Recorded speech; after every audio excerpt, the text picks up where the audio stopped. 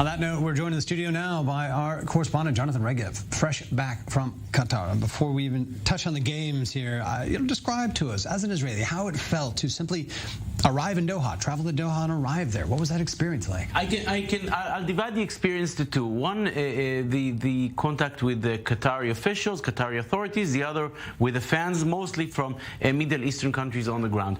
With the Qatari authorities, smooth, easy, beautiful. I didn't see any difference in the way that Israeli journalists are treated than other journalists. The entrance to Qatar, very easy. With the Israeli passport, I presented my Israeli passport various times while in Qatar. No problem at all. Everything. Watching the eyes of these passport check people, like, what are they gonna? How are they gonna react? Yes, to this? I mean, at first when you present an Israeli passport, you think, what's gonna happen? Nothing happened. Very easy, very smooth. A different story on the streets. In Qatar itself, you hardly see European fans. Very few English fans, very few Spanish fans, French, Germans, Dutch, Denmark, Belgium, very few of those. There are fans supporting those national teams, but not from the countries, from the home countries, but rather locals or people from the area supporting those teams, not a lot of people from those countries. You do see a lot, huge numbers from Middle Eastern nations, mainly Saudi Arabia, which is just across the border, but also a lot of people from Tunisia, from Morocco, from Iran, and a lot of Palestinian flags, many Palestinian flags. And I can tell you that Israeli journalists, we saw other Hebrew-speaking journalists getting some trouble there. I myself, I got some dirty looks when people realized where I come from. It did not get very aggressive, but yes, dirty looks and uncomfortable feeling, absolutely, it's there.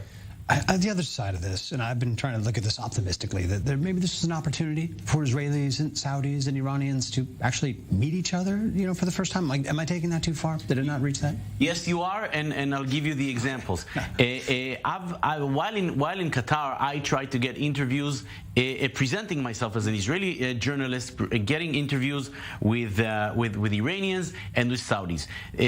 With the Iranians, the vast majority of the answers that I got were very cordial, very nice. They said, thank you, but no thank you. We will not give an interview to an Israeli journalist, whether because we don't want to talk to you, we're afraid from what's going to happen from home.